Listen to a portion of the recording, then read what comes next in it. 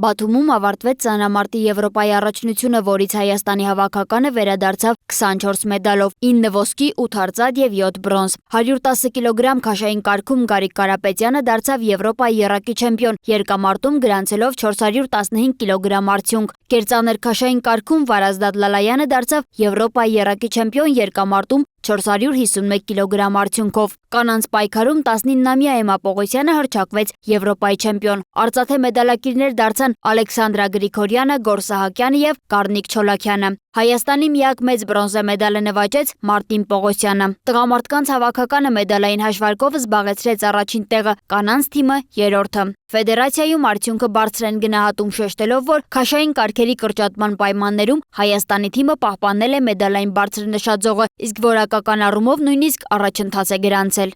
Անցած տարի մեր հավաքականը նվաճել էր թվով 27 մեդալ, երկու Եվրոպայի չեմպիոնային հռչակվել,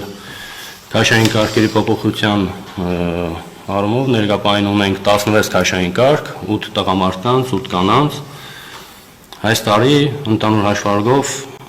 Հայաստանի թիմը ունի 24 մեդալ, որը բարձր արդյունք է, 4 քաշային կարգ կրճատվել է եւ անփոփոխ են մնացել մեդալների առումով եւ որակը բարձրացել է, արդեն ունենք 3 Եվրոպայի չեմպիոն, 2 Եվրոպայի եռակի չեմպիոններ։ Տղամարդկանց հավաքականի գլխավոր մարզիչ Հակոբ Փիլոյանի գնահատմամբ առաջնությունը հաջող էր։ Տղամարդկանց թիմն ունեցավ 6 հիմնական մեդալ, 2 ոսկե, 3 արծաթե եւ 1 բրոնզե։ Միևնույն ժամանակ մարզիչը շեշտում է, որ բաց թողումներ կան, հատկապես պայքարը մինչև վերջ տանելու հարցում։ Օրինակ նկատել եմ տղաները ժամանակից շուտ են բավարարվել, ենթադրենք եթե ապավարագրել են երրորդ տեղ կամ երկրորդ տեղ, առաջի տեղ գնալու համար այն պայքարը չի եղել։ Այդ ձևի մանր բաներ կան, որը պետք է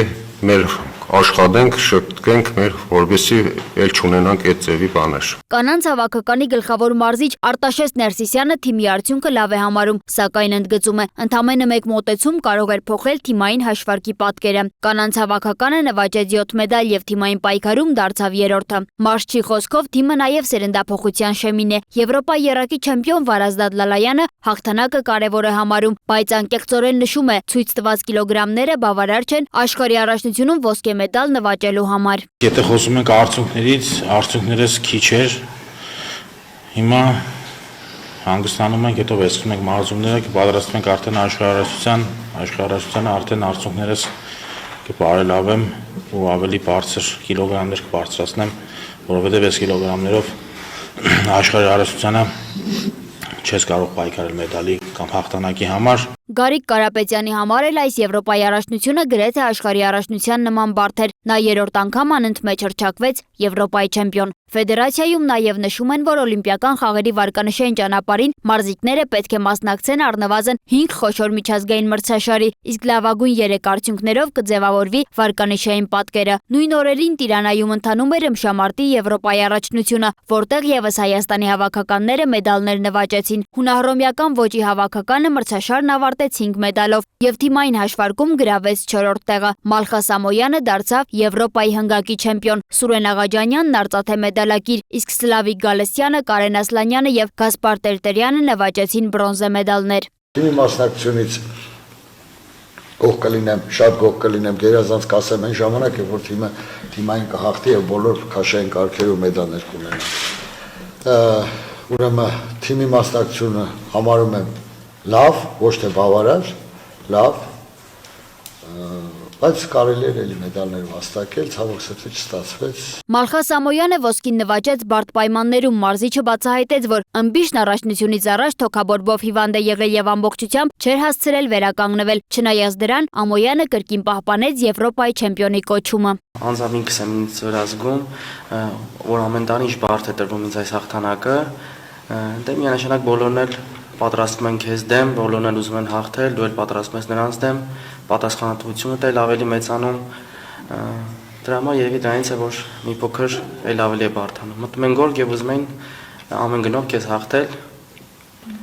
եւ դա է պատճառը, որ գնալով էլ ավելի է դժվարանում։ Սուրեն Աղաջանյանը մեծահասակների Եվրոպայի առաջնությունում դարձավ փոխչեմպիոն, Եզրափակչից նա գոհ չէր, սակայն պարտությունը համարում է լրացուցիչ մոտիվացիա աշխարհի առաջնությունից առաջ։ Կարեն Ասլանյանը բրոնզե մեդալ նվաճեց, բայց շեշտեց՝ միշտ գնում են հաղթանակի հետևից։ Այս առաջնությունում նա կարողացավ բացահայտել իր սխալները, որոնք կշտկի աշխարհի առաջնության ժամանակ։ Սլավիկ Գալստյանը եւս բրոնզով վերադարձավ, սակայն նրա նպատակը միայն չեմպիոնությունն է։ Գասպար Տերտերյանի համար մեծահասակների Եվրոպայի առաջնությունը կարևոր փորձ էր։ Երիտասարդ ըմբիշը բրոնզ նվաճեց եւ հատկապես առանձնացրեց ադրբեջանցի մրցակցի նկատմամբ հաղթանակը։ Մրցակիցներից ինձ թվում է մենակ առաջի գոտեմարտս ինձ հեշտ տրվեց, մնացած բոլոր մրցակիցներն էլ, բոլոր 3 մրցակիցներն էլ ուժեղ էին։ Ադրբեջանցի մրցակցից կառանձնացնեմ, որ պարտվել է, այս անգամ կարողացա հաղթել, դրա համար շատ ուրախ եմ։ Ազատ ոճի իմշամարտի Հայաստանի հավաքականը նույնպես Տիրանայից վերադարձավ մեդալներով, թիմը նվաճեց 3 բրոնզե մեդալ, իսկ թիմային հաշվարկում գրավեց 3-րդ տեղը։ Մեդալակիրներ դարձան Արսեն Հարությունյանը, Վազգեն Թևանյանը եւ Մանվել Խնձրցյանը։ Հավաքականի գլխավոր մարզիչ Հաբեթինա Գյուրգինյանի խոսքով արդյունքը գոհացնող է, բայց ոչ առավելագույնը։ Օրինակ Արսենի, Վազգենի դեպքում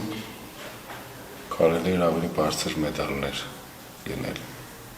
ընդհանուր մինչև ոսկի։ Երևի կա թերություն, կա աշխատանքի տեղ, որը որ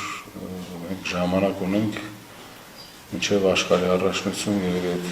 տեխնիկական թերությունները շտկելու։ Արսեն Հարությունյանն իր ելույթից դժգոհ է, նա խոստովանում է, չափազանց կենտրոնացած էր կոնկրետ մրցակցի վրա, ինչն էլ խանգարել է ամբողջ մրցաշարը ճիշտ անցկացնելուն։ Ես ամիսներ շարունակ մարզվել եմ մի նպատակ ունենալով, որ այս Եվրոպայի առաջնությանը հաղթեի Ռուսաստանը ներկայացնող ըմբիշին, որը ամենամեծ սխալներից մեկն էր, որ ես պատրաստվում էի ինչ-որ մեկի դեմ։ Դրա համար իմ ելույթների ժամանակ ես չէի կարողանում կենտրոնանալ հենց տվյալ ելույթի վրա։ Ես մտքով արդեն կիսաեզրափակչում էի, ամեն հնարք անելուց մտքով կիսաեզրափակչում